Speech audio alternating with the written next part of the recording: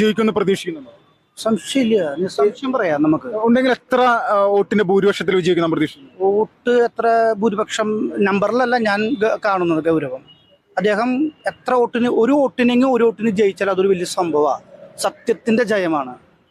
അതൊരു രാഷ്ട്രീയത്തിന്റെ, ഒരു മതത്തിന്റെ, ഒരു ജാതിയുടെ പേരിലുള്ള ഒരു വിജയമല്ല, ജനങ്ങളുടെ വിജയമാണ്. കാരണം രണ്ട് മുന്നണികളും അദ്ദേഹത്തെ തോൽപ്പിക്കാൻ വളരെയധികം ശ്രമിച്ചുകൊണ്ടിരിക്കുകയാണ് എപ്പോഴും.